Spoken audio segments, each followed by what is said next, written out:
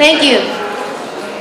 Welcome to the 2016 Congressional Candidates Debate at Monomoy Regional High School. My name is Kira Foster and I will be moderating today's debate. We are privileged today to have 5 candidates attending. Please give a round of applause to the Republican nominee, Dr. Mark Allegro.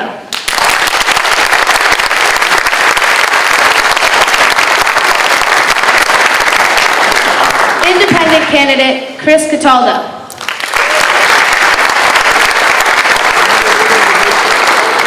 Independent candidate, Paul Harrington.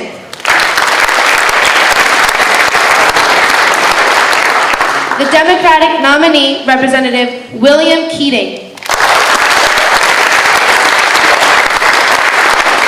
And independent candidate, Anna Grace Raddick.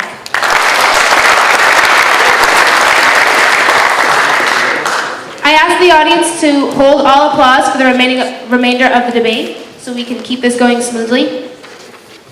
We thank the candidates here for taking the time to meet with us today. The format of the debate will start with opening statements from each candidate limited to 60 seconds. Then our panel of students will ask questions which the candidates will answer in alternating order. Responses will be limited to 60 seconds. 30-second follow-up responses may be allowed by the moderator, me. We will end with concluding statements limited to 60 seconds. Our timers up front here will monitor the length of the responses. They will put one hand up with 50 seconds left and a second hand up at the time limit. The questions were developed and prioritized by the AP US Government class. By lot, Mr. Paul Harrington has been selected to give the first opening statement. Thank you, Kara. Thank you, Mr. Dixon and the school for hosting this event. I'd like to tell you a little bit first about my background. My background is in law and business and financial management and writing. I'm not a politician. I'm running for Congress because I think the political system is not working. Congress is dysfunctional because of the two-party system and their inability to resolve the problems together, the gridlock and the partisanship. My career has been solving problems. I started my own law practice. I grew it from a one-man operation to 30 people. I helped the company go public. I managed that company for 11 years as its president while it was one of the fastest growing public companies in New England. And I wrote a book that was published 2 years ago on public policy, talking about the constitutional underpinnings of the government and how we can solve some of the problems that we have today. And I look forward to your questions from the moderators today and telling you more about my candidacy. Thank you. The next opening statement will be from Ms. Raddick. Hi kids, my name is Anna Grace Raddick. I'm running for the 9th Congressional District. The main reason why I'm running is actually I'm a victim of financial trafficking, which is life insurance fraud through MetLife. I went to Wall Street, I reported to local, state, and federal police, and I was told there was nothing anyone could do because of there's a money laundering issue in this country. So what I did is I created a new idea for an ID program available to local police. It would save lives. I also created new laws to prevent crimes through the Federal Immigration Office, which would prevent trafficking. I care about workers' rights. I care about the future, including education. One thing I'd want to work on is making education free for the first 2 years of college through community college. Thank you. The next response will be given by Mr. Keating. Mr. Cataldo. Thank you all. Thank you, AP Government. My name is Chris Cataldo, and I'm a lifelong resident of the 9th District. And as a retail banker, I understand how to save and grow our economy for our families to have good-paying jobs. We need to stop a third world war that a no-fly zone in Syria guarantees, and end the funding of mercenary jihadist groups fighting a Syrian government that won't fall in line for an oil pipeline of Saudi Arabian or Russian origin. We must have uniform public accounting standards on public pensions to correct trillion-dollar shortfalls. We can fix Social Security with less than 1% of our fiscal tax revenue. We must end doctor kickbacks and hold Big Pharma accountable for the heroin opioid epidemic. The Obamacare insurance monopoly, along with the $5 billion FDA approval process, must end for healthcare cost increases to stop. Colleges and universities operating endowments as tax-exempt hedge funds with an inelastic demand for government must end. Term limits and not a penny more is my promise to you. Thank you all. The next opening statement will be from Mr. Keating. Thank you, Kara. Thank you for being here. You know, difficult times like these, I think of one of my colleagues, Congressman John Lewis. Congressman Lewis stood shoulder to shoulder with Martin Luther King on the March on Washington. At the age of 23, he was the youngest speaker. Congressman Lewis also spilled blood at the Edmund Pettus Bridge in Selma, fighting for the rights of African Americans to vote. In fact, when we're here today, he's fanning around the country trying to fight against suppression of that right to vote. You know, there's a lesson there. The lesson is progress is slow. It's generational. But it can be lost swiftly. We always have to be vigilant. We all have to speak up about what we believe in. That's why I'm pleased to be here with you this afternoon, and it's why I'm running for this office. The final opening statement will be from Dr. Allegro. Good afternoon, and thank you to the organizers. As some of you in the audience know, I'm a scientist and a teacher. I'm used to answering questions as directly as possible, and I prefer fact over quaint narrative. I like to ask questions such as, does anyone here really believe that we should be spending $1 trillion a year more than we have? Or is it okay to give a country like Iran, whose leaders proclaim death to America, a pathway to nuclear weapons development? And yet many of our so-called representatives in Washington actually vote for these things. Why do they do that? Do they no longer care about what we think and believe and know? Or maybe they've just become so interested in re-election that they are having difficulty telling the truth and solving our country's problems. Either way, I've grown tired of politicians dodging questions with quaint little narratives designed to mislead. That may carry a sting for some people, but today I'm going to do the best that I can with the time allotted to insist on the truth over rhetoric. I hope you'll do so on Election Day. Our first question will be asked by Rudy. The first response will be given by Ms. Raddick. So, what should the government be doing to improve the economy? Should the government try to reduce income inequality, perhaps by increasing the minimum wage? I think certainly the minimum wage should be increased. It's not possible to make a living and to afford even a place to live on minimum wage. I was a social worker in MHMR. I worked at a homeless shelter for women and children. So I did make a minimum wage, and it was very difficult. Of course, I chose that occupation, so I chose to make less. But for many people, it's not really a matter of choice.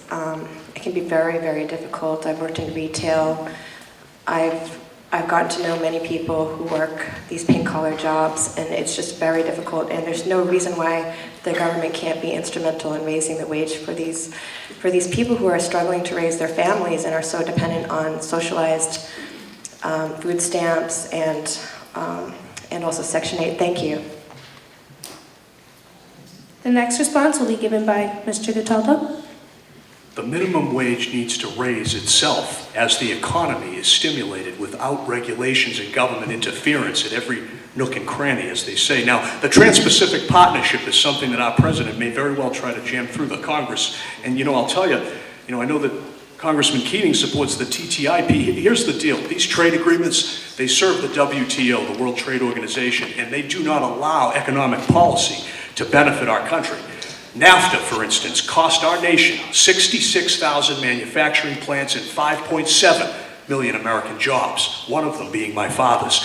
My great-grandfather came to this country with nothing, and he started on the street with a pushcart, turned it into a chocolate factory of over a half a century, and that was because the state, federal, and local government was busy doing what they needed to do to protect us and let the business community do what it needs to do to grow. And I'll tell you something, we all want to have businesses that pay people wages that make sense. That's how businesses keep their doors open. And with Obamacare increasing the cost of health insurance, we need to keep these doors open, and we need to allow this wage to raise itself through an open and competitive marketplace. Thank you. The next response will be given by Mr. Keating. Our economy is stronger when there's a strong middle class. In Massachusetts, the minimum wage is higher than the national, and it's something I think that's made our state stronger. I do believe, as I've listened to people about investing money in our country, that the biggest impediment is we don't have a trained, educated workforce for the new jobs.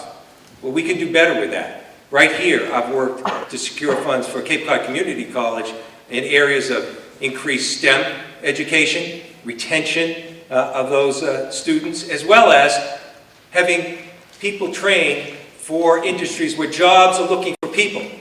We're training people because of a grant there on avionics, where there are jobs that are looking for people. And so young people will have a job, a good paying job in that respect. So education is a fundamental tenet to an increased economy, and we really have to begin there, at the preschool, community college, and making college affordable for students so they don't become bankrupt their whole life paying tuitions. The next response will be given by Dr. Allegro. Let me answer the second part of the question first about raising the minimum wage.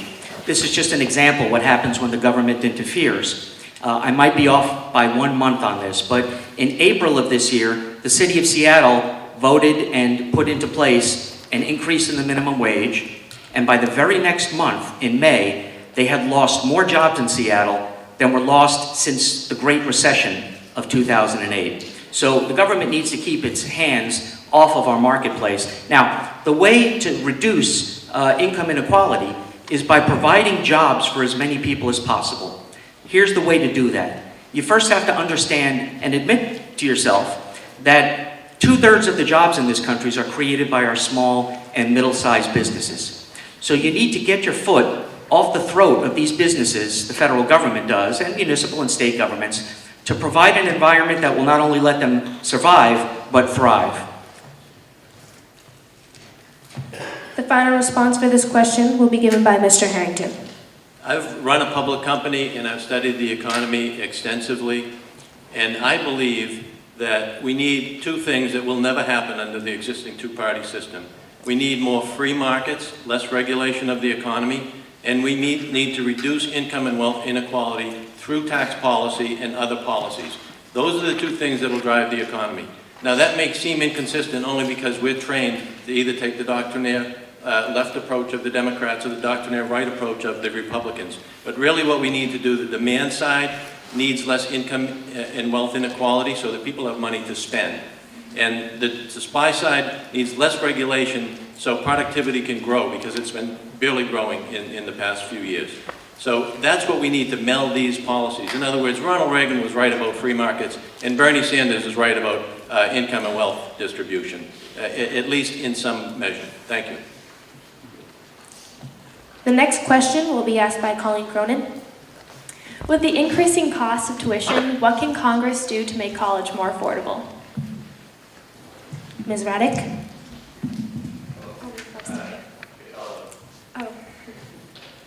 The average person today pays, well, let me throw a few very disturbing statistics out there and tell you what needs to happen. What needs to happen is the inelastic demand for college education needs to come to an end, because college prices are going up, not because they have to, but because they can. And that's because the government's writing them a blank check. Now, they've gone up just about 9% on average since the 1980s. We're looking at an over 439% increase. This is absolutely insane when this is the very future of our country that we're talking about.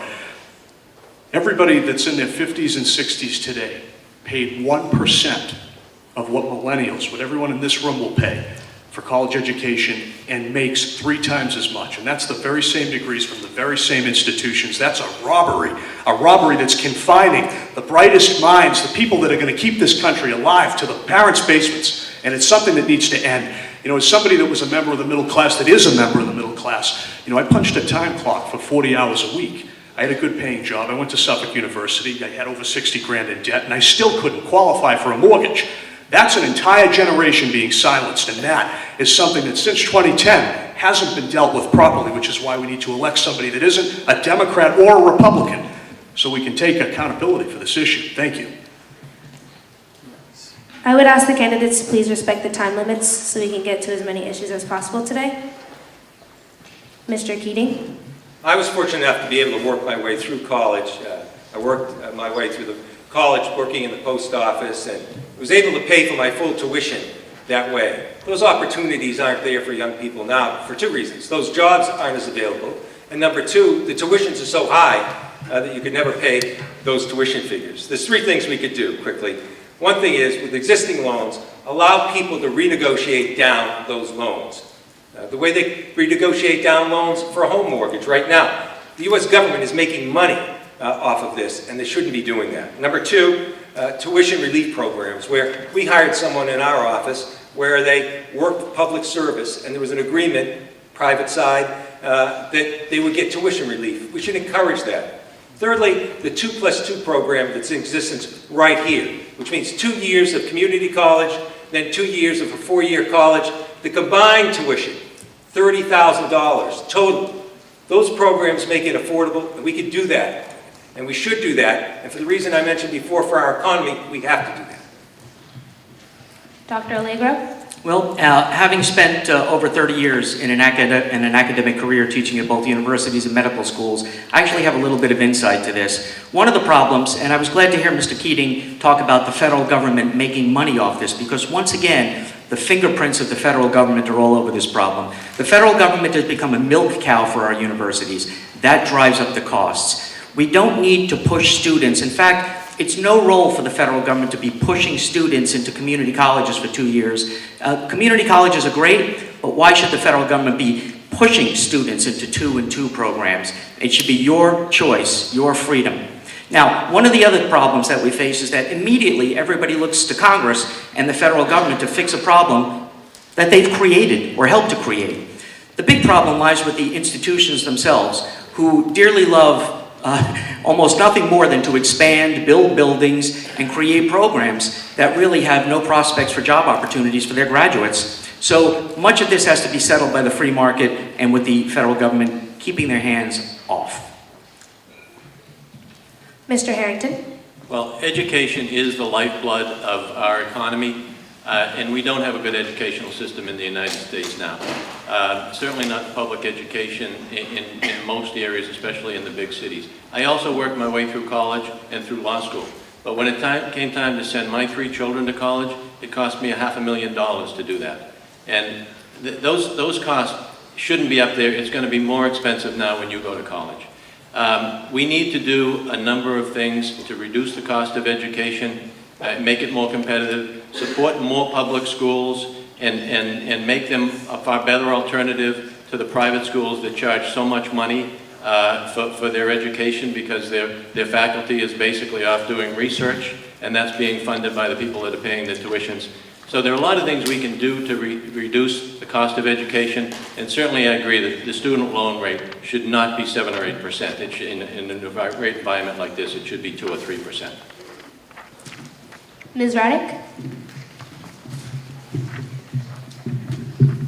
Hi, I'm not sure if you guys read Thomas Hardy yet, but he wrote a book called Jude the Obscure. It was all about a bricklayer who couldn't go to school in England because he couldn't afford it.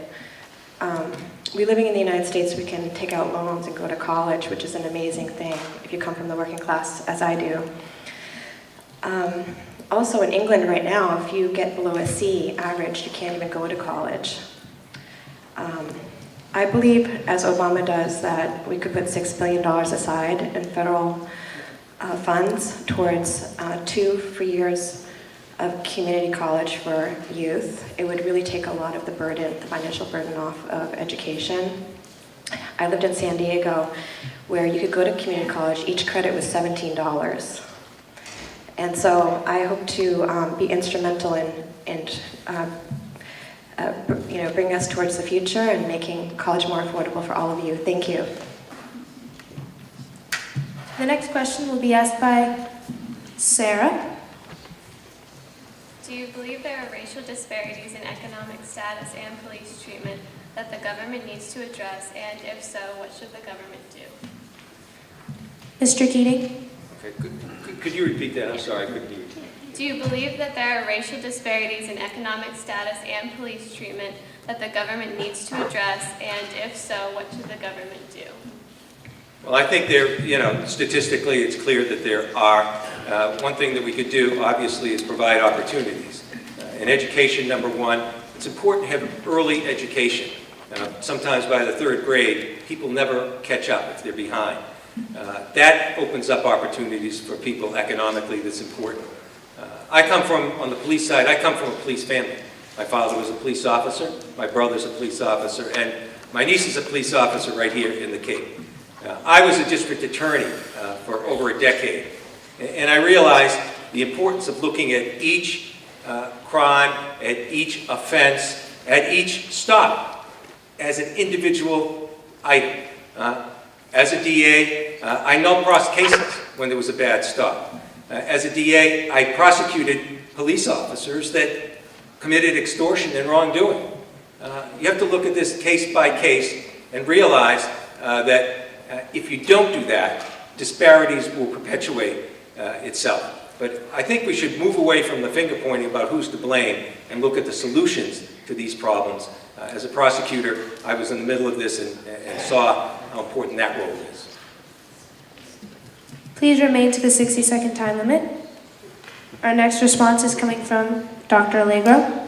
Yes, actually the statistics are very clear that, and this is no matter how you look at them, unless you want to massage them to give you your answer, but crime, interactions with police, and other issues that are sometimes attributed to racial disparity are actually directly attributable to economic disparities. So once again, we're back to the economy, which we all in this room know is pretty darn lousy. If you're looking for a job and you're just out of college, you are hoping to enter your career, but instead you find yourself working a couple of part-time jobs. So I'm actually very glad to hear Mr. Keating say that we should be looking at these things on a case-by-case basis. I don't understand why he doesn't stand up to his own party, who just insists upon pointing a finger publicly, like the presidential candidate, who just disparages our police departments and our law enforcement agencies on a regular basis. This is a problem that we all share. It's tied to economics and not to race. Mr. Harrington. Well, 35 years ago, I was a public defender in Dorchester District Court, which is mostly minority defendants. And so I've seen firsthand what happens with the policing in the court system. I think there have been some improvements since then, but I do believe there are still racial disparities, and there are also economic disparities in the way people are treated by the police. Now, the vast majority of police do their job well, and they try to be fair, and they try to be equitable and follow the law, but there are some that don't. We need better police training. We need better support for the police, but it also is an economic issue, and a lot of these kids in these poor neighborhoods, in the inner cities, they don't have a chance. Their schools are failing. They have very little opportunity to get out of the neighborhood and get a good job. The unemployment rate is astronomical for young people in these neighborhoods. And so there are a multitude of policies that can help resolve some of these issues. It's not a simple issue. Ms. Raddick?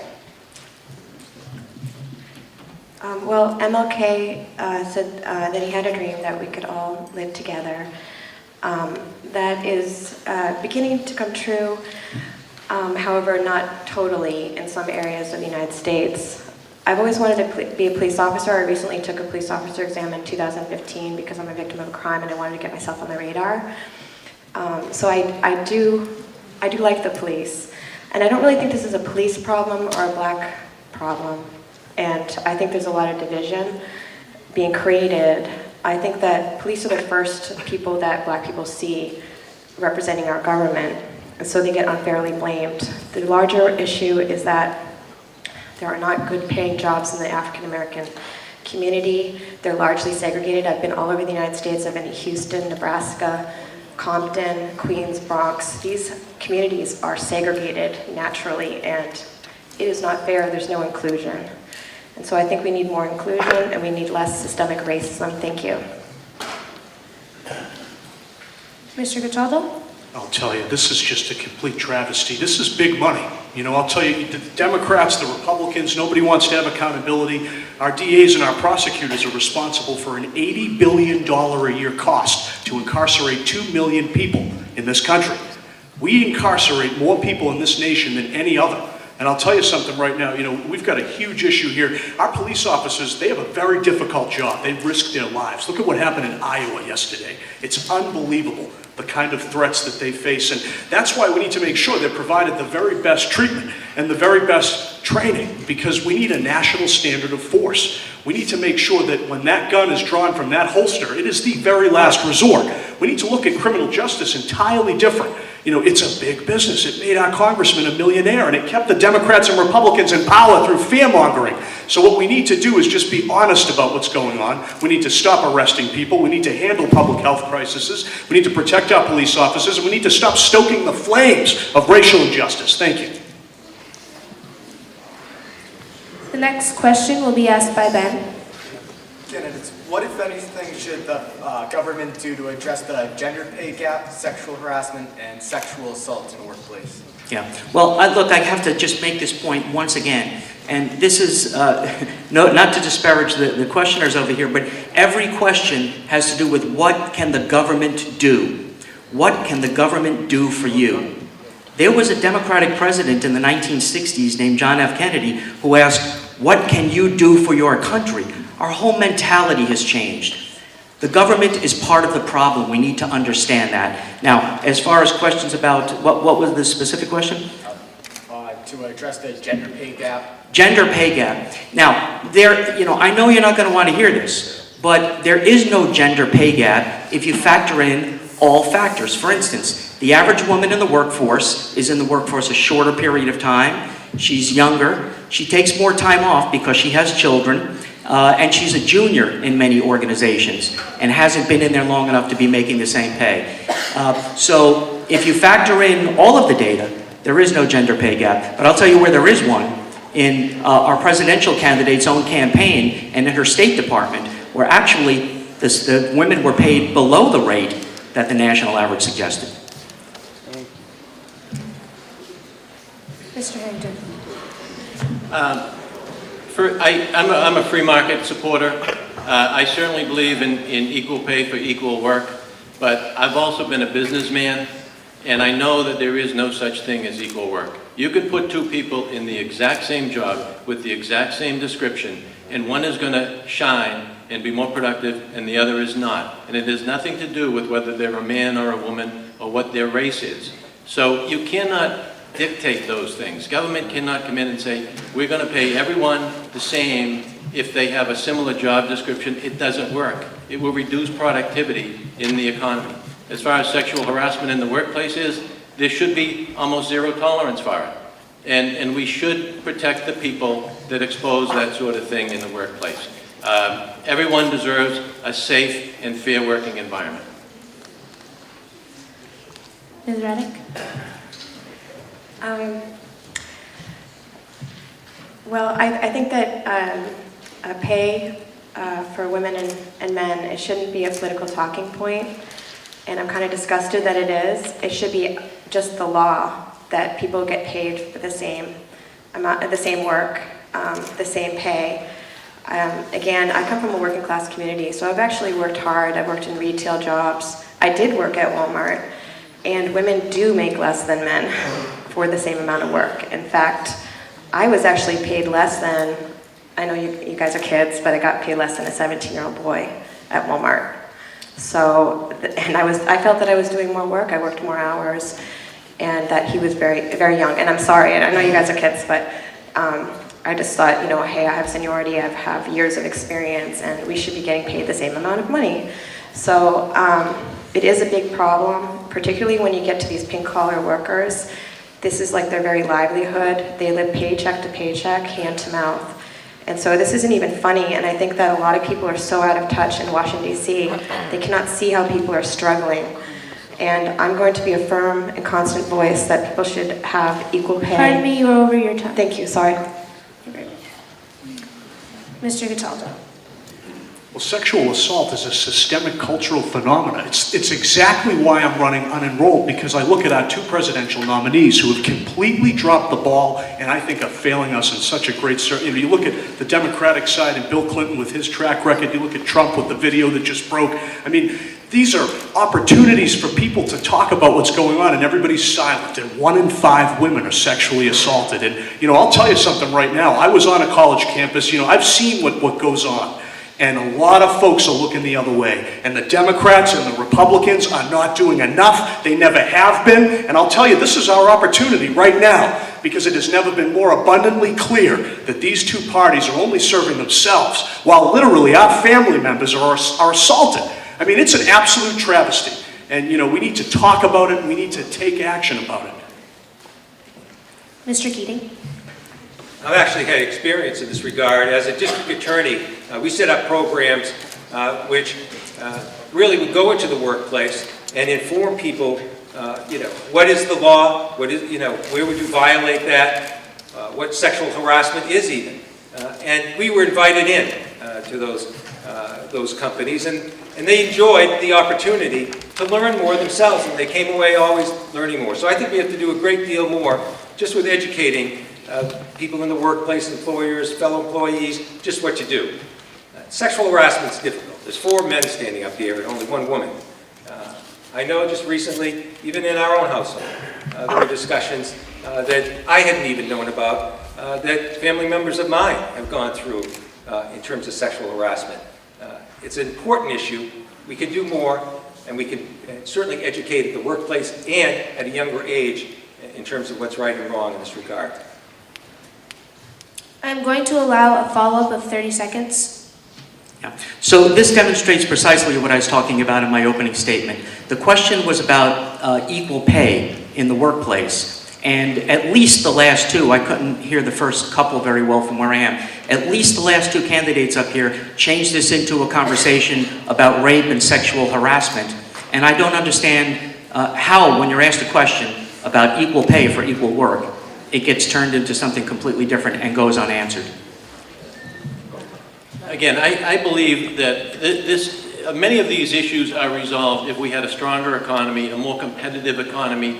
People feel locked into jobs. And if they're not being treated fairly in a competitive economy, when there really is a low unemployment rate, not the fake unemployment rate that the government puts out now, then they would move, and employers would have to be fairer, and they would have to treat them better. I think it's so obvious that women should clearly be able to be paid and have pay that is similar in the same as men and more. And I think that just goes without saying in a workplace that has integrity for the employees that it has. But that's why we elected Attorney General, to enforce existing laws on the books. And if you're somebody that believes you're being treated in a way that isn't fair, well, that's why you go and file complaints. Is this a rebuttal? Yes. Okay. Well, I didn't touch upon the sexual harassment component. It is a real problem. Since the 80s, companies have been working towards resolving sexual harassment in the workplace. I'm actually the victim of a horrible crime, and I was told that the police could do nothing because I am a woman and it's a women's rights problem. So I really want to be instrumental in helping with all people's rights. Thank you. I would just point out the reason we talked about sexual harassment, because that was part of the question. Yes, yes it was.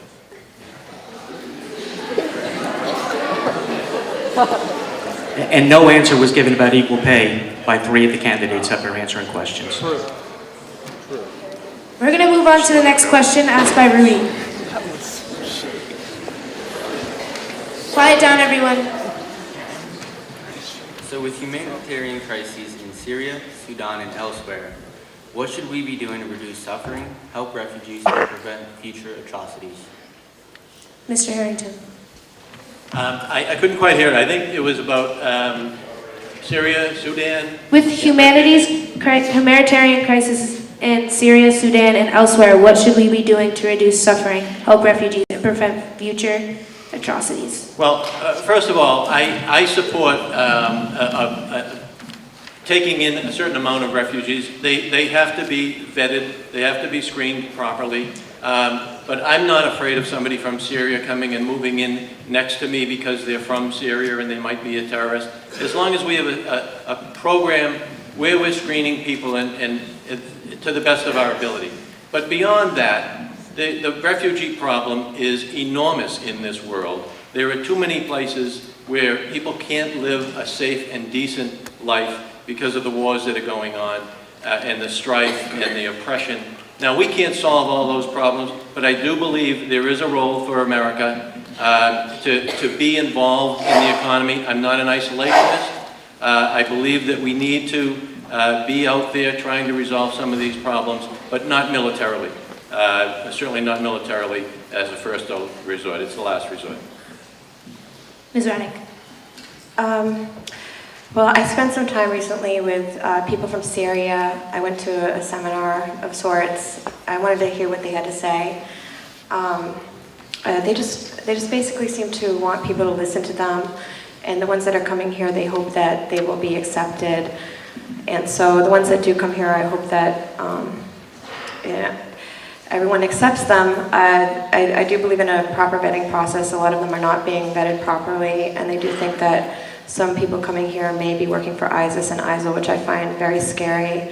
I want to work on a proper vetting process. I did create a new ID process. I created also a new interview process through the Federal Immigration Office, which is an entry point to the United States a lot of people don't think of. The immigration officers are not giving people proper interviews. In fact, it's not even mandated. So a lot of people are coming into this country, and that's how the San Bernardino murderers who went on a rampage came in. So I'm actually actively working on an ID program, which I shared with Homeland Security and the Federal Immigration Office and ICE. And if I get into Congress, I'll be able to pass these, which will make the homeland safer. Thank you. Pardon me, you're over a little bit.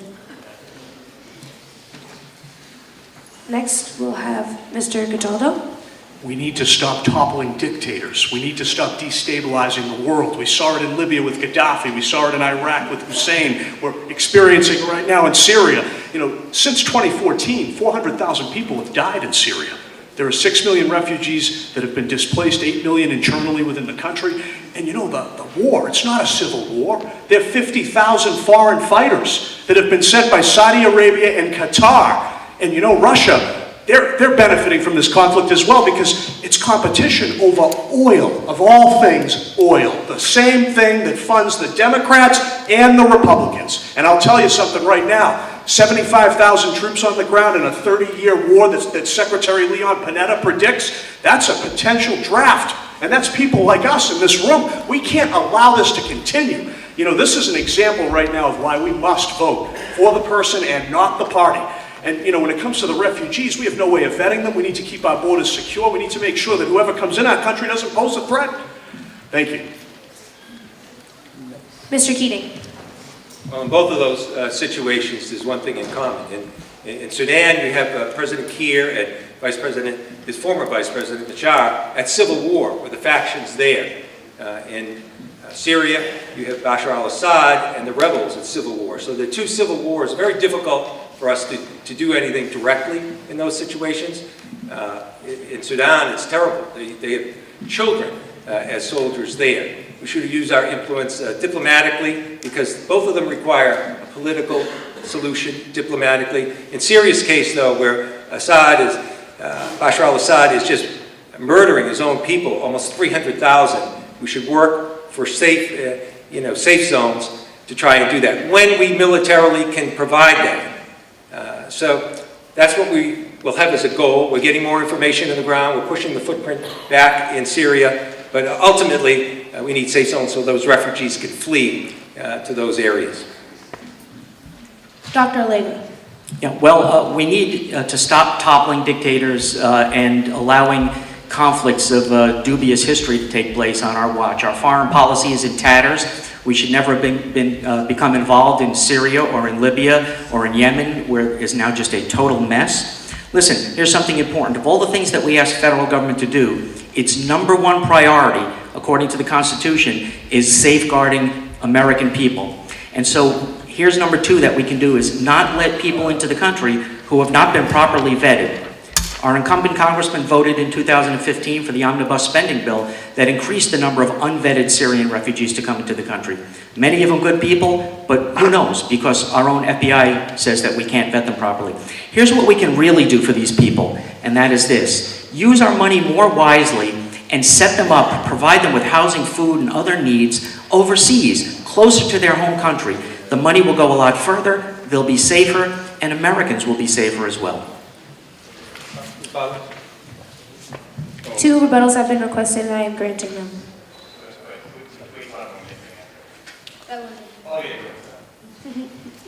Yes. What I wanted to point out in my rebuttal is that our congressman is a member of the Homeland Security Committee and that he voted in favor of the nuclear Iranian deal. And that just like the fishermen who can't compete with anything because we've got every other country in the world not following the rules and us following the rules, we're going to get caught here in a situation where, we couldn't, they're planting the forensics of an invasion of Iran, basically. And it's asleep at the wheel. Thank you. These are not, I'm sorry, we're jumping out of turn here, I think, but these are not easy issues. The answer is not to become isolationist and nationalist and protectionist. And unfortunately, we're heading in that direction. That's what Mr. Trump is running on, those three things, and he may get 40-something% of the vote. And I believe that's wrong. I need to be open for the rest of the world. Yes, there are problems out there. Yes, we contributed to some of them, but we can't blame our government for all of them. But we need to be continually involved in trying to solve them. Mr. Keating, your rebuttal. Well, the omnibus budget didn't have money for that, number one. Number two, on Iran, every expert, even Prime Minister Netanyahu, acknowledged they were 8 to 12 weeks away from a nuclear bomb. So, if we didn't have that, they would now have a nuclear bomb. Right now. Can you imagine the mess in the Mideast with Iran with a nuclear bomb? What do we have instead? We've gotten rid of the Fordo underground plant, the Iraq heavy water plutonium plant. We've gotten rid of 98% of the low enriched uranium and 100% of the high enriched uranium, and 14,000 centrifuges. The omnibus spending bill of 2015 also increased funding for refugee resettlement to allow for an increase of more than 10,000 refugees in 2016. www.numbersusa.com. And as far as Iran is concerned, this is just this is a sham that we're preventing Iran from getting a nuclear weapon. This is a nation who violated the Nuclear Non-Proliferation Treaty to begin with, and they violated the treaty that we've presumably begun to sign with them now. They shout death to America, death to Israel, and we're paving the way for them to obtain a nuclear weapon. We're moving on to our final question, and will be asked by Rudy Freitas. Who do you intend to vote for president next Tuesday, and why?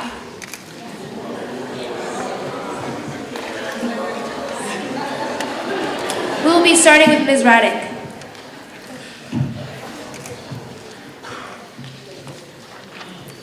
Well, I respect and admire all the candidates. I met Hillary Clinton in New Hampshire, and I have so much respect for her. I looked through her book.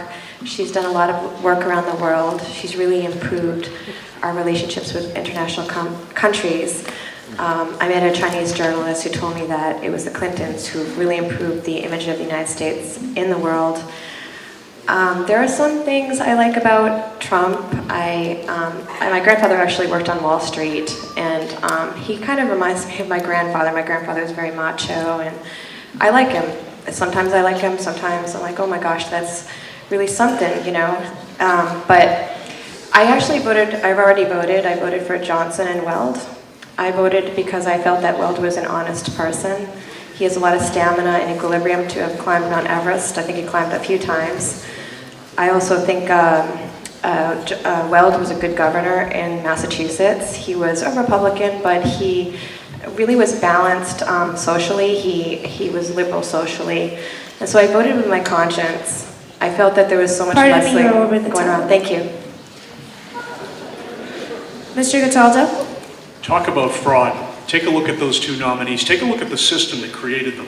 And take a look at how absolutely corrupt and how absolutely blatantly it overrides the popular vote and the will of the people. I cite, for an example, out west, how the GOP nomination wasn't even available to the people. There were 4 states where you went to vote, you only got to choose a local and state candidate. The party had already decided. You look up New Hampshire. Take a look at what happened there. What was it, 83% went to Sanders and the entire delegation voted for Clinton. And oh, by the way, we have a superdelegate to my left. And I hope that you know what a superdelegate is, because it's an absolute threat to the freedom of this country. And I'm going to keep my decision to Quiet down, let you everyone. know who I'm voting for private, because so many of us are. Lord knows there's so much at stake. And, I'll be honest with you, I'm absolutely disgusted, and I was inspired to run for the United States Congress because of the absolute, complete and utter failure of our two-party system. And that's why, I'll be honest with you, Mark and Bill, good people, but the parties, they control what goes on here. Thank you. Please quiet down, everyone. Hold your applause to the end. Okay, thank you. Next, Mr. Keating. I'm sorry I intimidate you that much. But I would just say this. I'm voting for Hillary Clinton. I got to see her close up when I was on the Foreign Affairs Committee when she's Secretary of State. She knows what she's doing in terms of her experience. She knows the world leaders. She can hit the ground running in a very difficult time.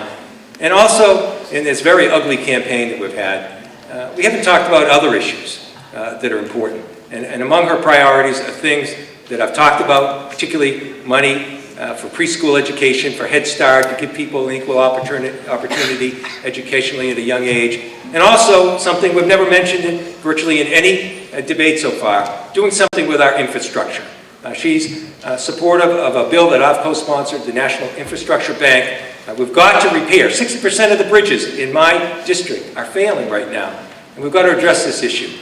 So there are issues of agreement. There are some that I disagree. I didn't support her move into Libya when I was on Foreign Affairs, but not everyone's going to agree with every one of your positions. Dr. Allegro. Sure, Hillary Clinton, by her own public statements, by choosing to use a private server outside of national security regulations and laws, has committed crimes. They're felonious. And this just is now. This is just in the past week. This is the third time this year that she's been under federal investigation. Now, let me tell you something. It took a long time to get Al Capone, and we didn't get him on all the things that he did. We had to get him on tax evasion eventually. Mrs. Clinton is under FBI investigation right now. It's a criminal investigation. And when I look at the difference between voting for someone who has a federal indictment hanging over their heads and someone who wasn't necessarily my first choice as Republican candidate, I've got to tell you, I've got to vote for Mr. Trump. Refrain from applause, please. Please be quiet until the end. Please stop applauding. Thank you. Mr. Harrington. Okay, well, I agree with a lot of what Chris said. I just can't say it as passionately as he does, but this is a problem with the two-party system. This may be the worst choice that I've ever had in terms of voting, and it may be the worst choice in the history of the country. It's the lesser of two evils. We have minority, small-party candidates who get no attention from the media whatsoever. Just like in a race like this, a congressional race, the independents get zero media attention. So it's a problem with the system. Now, we need to correct it because the two parties don't come forth with the best candidates every year, and this was a really bad choice. I wasn't going to tell you who I voted for, but I guess I will. I voted the first hour of early voting, and I voted for Mrs. Clinton because I think she is less dangerous. And even though she'll probably steal the White House china and silverware again, I think her policies will be less damaging to the country.